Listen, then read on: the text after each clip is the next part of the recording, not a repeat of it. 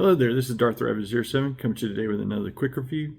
Christmas came a little early this year for us. Leader classes are showing up and down the eastern seaboard here in the U.S. at Walmart, and I got lucky and found Big Convoy. Make sure to like, share, subscribe, all the stuff down below. Thanks again for watching. Let's turn this camera around and take a closer look at Big Convoy. And I gotta say, guys, I went completely gung-ho when I turned that corner on that aisle, and then there they were. Last night I had stopped at the same store. They's like, oh, they're in, but we don't know where in the store they are. They didn't have a location. So then you got 29 steps here to get him from Bot to Mammoth and back again. He's got his big cannon, and while he's not a prime, he's in the Age of the Primes line. It was him and Razor Claw in their thing, and then you got Soundwave and Nemesis Prime for the studio series. So without further ado, let's pause and scan right here so maybe you can find your copy. Check those Walmarts, guys, as these are showing up in force. And the thing about Big Convoy when I got him out of the box is, guys, I thought he'd be a lot bigger. Really quick here for just a moment. I really do feel Maximal as a commander class will just whoop up on him. I thought he would actually be a commander class as well, but hence he's not.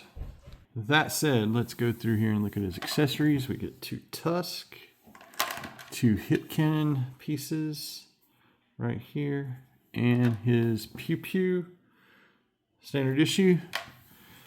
They were in this little plastic bag. Nice to see this versus that trashy wax paper.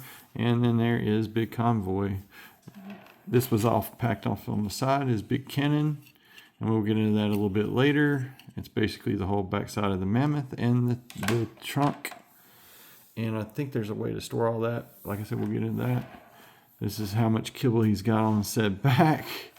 And default, and I had the Nemesis version of this back in 2008, I think is when it released as a Target exclusive.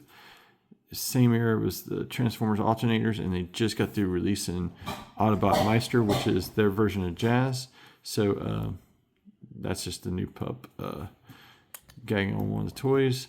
And yeah, there he is. Autobot Meister, which is their Transformers alternators Jazz. So I traded back my Nemesis Prime to get alternators Jazz. So that's why I don't have him on hand anymore. Let's get him in the first configuration real quick. So the first weapons envelope that is in the instructions has us putting his small pew pew in his hand and adding the tusk to the lower forearms with a tonfa high. And that is just the first rendition. Here's the second configuration. Second configuration has us extending the tonfa out of the lower forearm and adding the hip cannon launching pieces as like little handheld weapons. It's kind of goofy and crazy, but this next configuration actually harkens back to what he actually did back in his original form.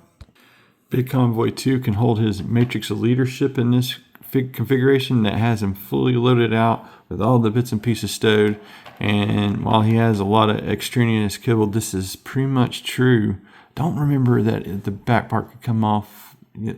I imagine it would have had to have, because these things borrow heavily from the originals and whatnot. You got like some 5mm pegs in the middle of his his paws there that you could do stuff with. And yeah, he's loaded out.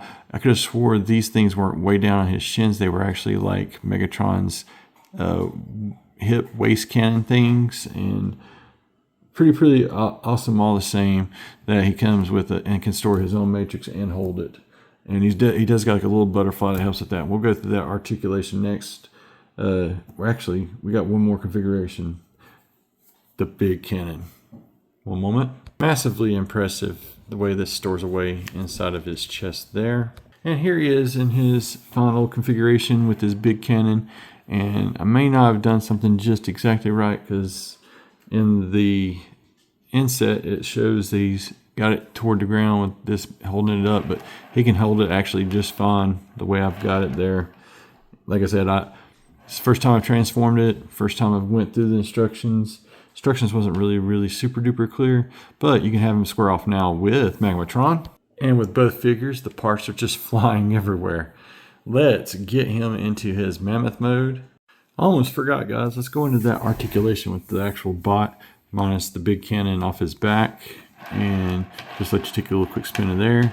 With all that's there, you do get quite a cool articulation going on here. The thing I like with the shoulders is you can raise, since they're back in this configuration for the big cannon, you can actually raise these up and get some missile pods coming up over the shoulders. That looks really, really freaking awesome. Like the way that looks. This will articulate up in his normal mode to allow for this little piece in the back to articulate and put big cannon back in his back there. And these things can move and do as such as you need to out of the way, because it's just there, guys. Storage for the small PPU there, and he's got peg holes there on the arms. Those arms, even though I'm going to go back to this other configuration right here real quick, because it's got a little bit more room to show off the upper body articulation. So you got those that rock back like that. The head will go all the way around on a ball, and I might do the little fix I've done with all the other ones just to be able to give him the ability to look up. Can't handle that. These do articulate in due to transformation. Hang on, baby, I'll take you in a second. And the matrix flap will open right here, revealing the matrix. It closes back, clicks back into place. He does have a neat shoulder joint system here where you can get almost a full Mr. T there, but you do get like a backwards articulation there. But you got, if you do it forwards, you can actually get an extra, there's an extra joint right there at his shoulder to get that cross the chest movement there. So it's really kind of crazy how they did that. You can get all the way around with the shoulder kibble back like this. You can get that there. Let's see, you got upper bicep swivel there. You got all the way around the wrist. All important to have that, even though it gets a little stuck right there and right there. This will open up to reveal the tonfa. What else articulation wise? There's that and that. And then if you do this like this, you can get all the way around there at the waist, and the gun just kind of gets slid around. So there's all of that. You can fold these up like this, and you can get a full Big Convoy van damage that looks really, really painful. The kibble on the shoulders gets in the way. I don't know why one piece is colored differently. Asymmetry going on there, like with the colors throughout there. It took me looking at that angle. You can get up this high, you can go back this far this way. You can get 90 in the knee. You got upper thigh swivel, and it's got an additional swivel there. It's got upper thigh swivel. That's kind of crazy. A little bit of gappy going on there. I just didn't even anticipate that, and that's like probably a transformation joint is what that is. You do get some ankle rockers and no toe tilt that I can see at all, except for maybe when it goes to transformation. All that said and done. Now, let's get him into his mighty mammoth mode. Big Convoy, Henshin! And here is Maximal Big Convoy in his mammoth mode, and I'm willing to forgive the gappiness because they did, crush a Mammoth updated version here. The only thing I can't stand is this gappiness here in the front, as you can see there. And it even looks like they hollowed out and then refilled in this tusk here. And there's not a whole lot of articulation to be had here because all this is locked into one spot, just like the original figure was, if I remember that right. I think you get a bit more articulation out of that there, but it's still just, he's pretty much a brick. He's got some ear articulation that's for his transformation there, and covers up other stuff there.